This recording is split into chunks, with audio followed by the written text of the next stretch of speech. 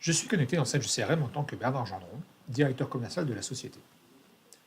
À l'écran, j'ai actuellement un tableau de bord, KPI de vente pour les responsables, qui me donne, sous la forme de widget, un ensemble d'indicateurs graphiques sur l'état et la situation commerciale de la société.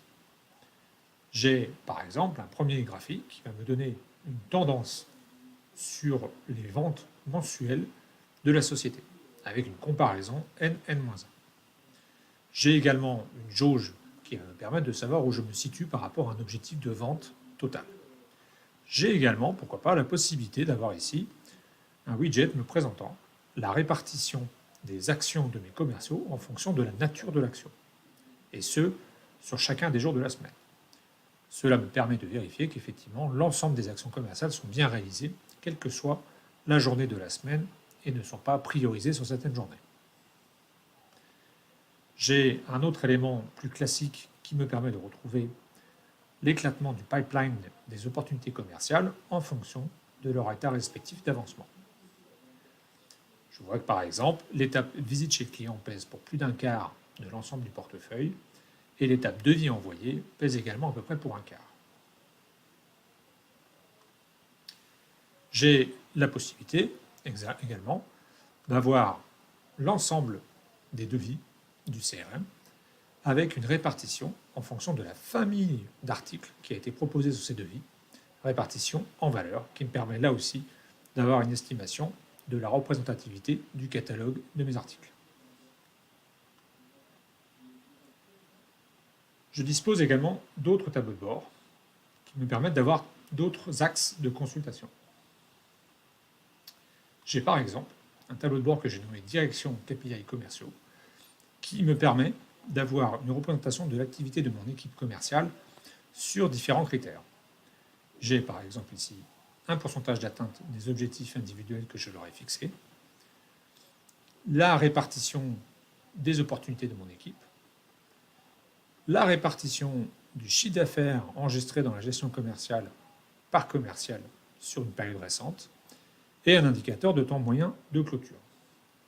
Là encore, ce ne sont que des exemples de ce qu'on peut obtenir dans un tel tableau de bord. Si je regarde un peu l'atteinte des objectifs, je peux constater que Delphine Laperle, une des commerciales de mon équipe, est plutôt en retard sur ses objectifs individuels. Je constate également que son chiffre d'affaires est en retrait par rapport à celui que j'ai pu réaliser. Enfin, je constate que le temps moyen de clôture de cette opportunité est relativement long.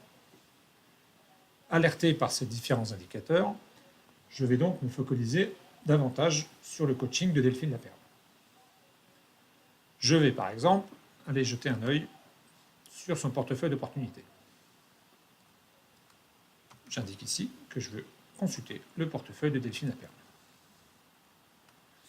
Je retrouve ici l'ensemble du portefeuille de ces opportunités éclaté par état d'avancement de chacune de ces opportunités. Les segments sont représentés en termes de nombre d'opportunités. Je peux ensuite me focaliser sur un segment en particulier, consulter l'ensemble des éléments rentrant dans ce segment et avoir certains éléments clés sur la valeur de ce segment. Le nombre d'opportunités, la prévision totale, la prévision pondérée. En effet, sur chaque opportunité, Delphine a saisi un pourcentage de pondération en fonction de sa probabilité de réussite sur cette affaire. Focalisons-nous sur le segment devis envoyé. Donc là, j'ai 10 opportunités qui pèsent pour un peu plus de 800 000 euros. Je vais examiner d'un peu plus près l'opportunité exemple d'offre de service qui est adressée à la société Cara SARL. Je retrouve à présent à l'écran le détail de cette opportunité. Évidemment, l'ensemble des rubriques présentes ici sont personnalisables dans Sage CRM. J'ai donc la prévision totale de cette opportunité et qui effectivement est pondérée à 50%. Je peux consulter le suivi des actions particulières ou en tout cas des franchissements d'étapes sur cette opportunité. Je vois ainsi qu'elle a été créée il y a déjà un bon moment et qu'elle est restée depuis très longtemps à l'étape de devis envoyé. Il y a donc une situation d'alerte sur cette opportunité. Je vais maintenant regarder quels sont les devis associés à cette opportunité. Je vois qu'effectivement, il y a 3 devis, dont 2 sont inactifs, et que le dernier devis date d'aujourd'hui. C'est celui qui est inclus dans le total des devis, c'est-à-dire que c'est celui qui va effectivement valoriser l'opportunité. Si je zoome sur ce devis, je vais retrouver la composition en article de ce devis. Donc il est adressé à Cara SARL, qui bénéficie d'une catégorie tarifaire grossiste, donc avec certains pourcentages de remise sur les articles.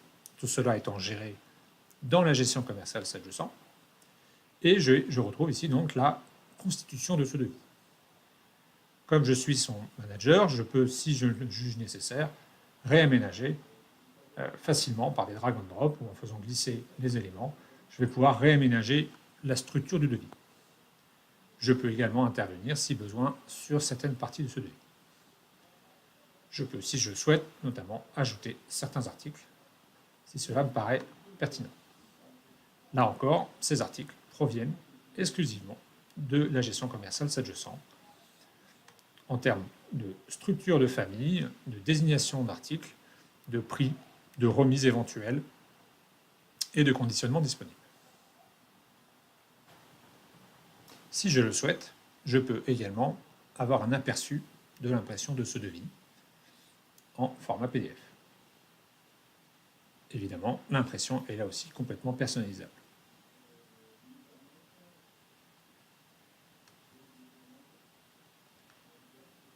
Tout semble en ordre, donc je vais pouvoir maintenant aller consulter l'état de la société Cara, voir s'il existe un frein à la remise ou à la conclusion de ce devis.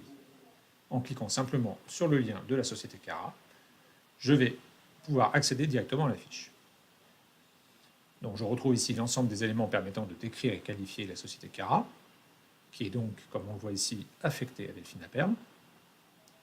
Un examen rapide des informations clés me permet de constater que la société est plutôt en bonne santé.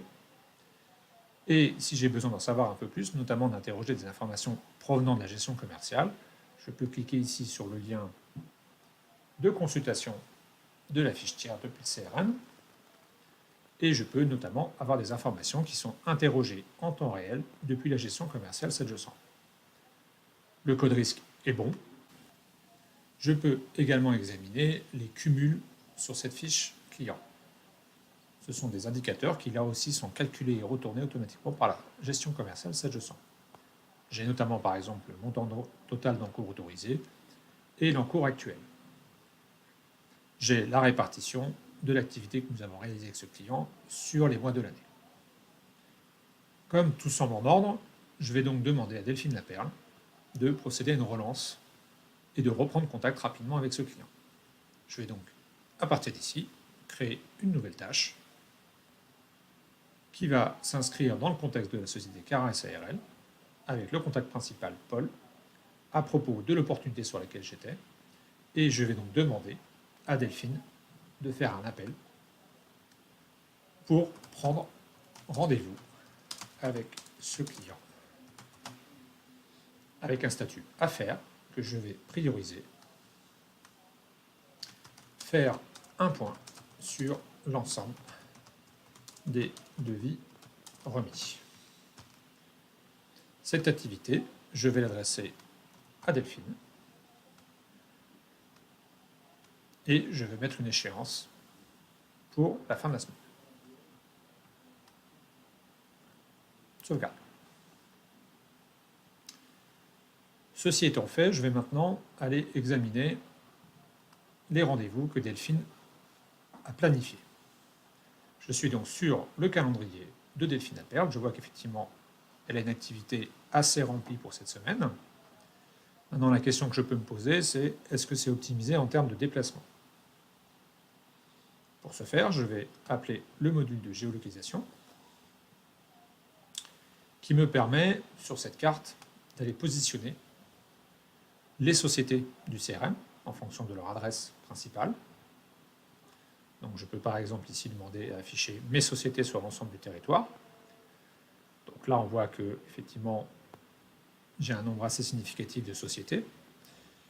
Les pastilles permettent de regrouper des secteurs et d'obtenir un comptage total de ces fiches. Et si je zoome sur un secteur géographique particulier, les pastilles, les couleurs des pastilles vont m'indiquer en fait l'état de relation que j'ai avec ces fiches. Une pastille rouge indique qu'il n'y a pas eu de visite ou pas de visite récemment sur une fiche et que donc il y a effectivement une forme d'alerte. Ces codes couleurs sont configurables et paramétrables dans Sage CRM en fonction de règles que l'on peut définir. Je peux également demander à afficher les rendez-vous de la semaine à venir pour me rendre compte de leur répartition géographique. Je vais donc ici demander à afficher les rendez-vous et je vais préciser que ce sont les rendez-vous de Delphine que je veux consulter. Delphine a donc planifié 3 rendez-vous sur la même zone géographique, un rendez-vous sur Aix-en-Provence le 5 février, un autre sur Cannes le 6 février et un dernier fin janvier. Puisqu'elle est sur la zone d'Aix-en-Provence, peut-être serait-il pertinent qu'elle aille rendre visite à des prospects dans la région. Dans ce cas, je vais changer de point de vue sur la carte, je vais demander à afficher les fiches de type prospect de Delphine Laperne. Le système va donc procéder à une sélection de toutes les fiches de type prospect affectées à Delphine Laperne et va me les placer immédiatement sur la carte. Je constate qu'effectivement, il y a de nombreuses fiches dans ce secteur géographique, notamment sur Aix-en-Provence même, et que ces fiches sont en plus des sociétés qui n'ont pas été visitées, ou en tout cas pas depuis un certain temps. Il me paraît donc pertinent de demander à Delphine de prévoir un ou plusieurs rendez-vous dans cette zone géographique. Je peux également, grâce à cet outil de géolocalisation, faire des estimations de distance entre les différentes fiches. Par exemple, si je me situe sur cette fiche-ci, je peux demander à dessiner un cercle d'une dizaine de kilomètres autour de cette fiche.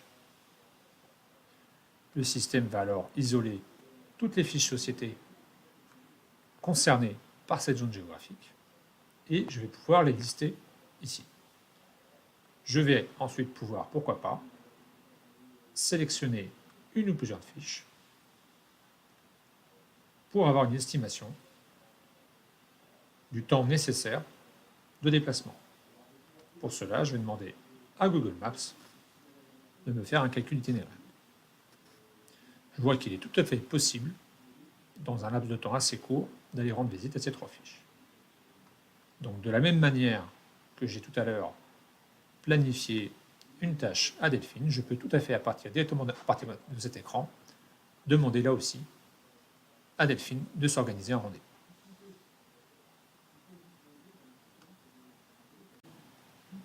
Ceci clôt cette animation sur la partie direction commerciale. Merci de votre attention.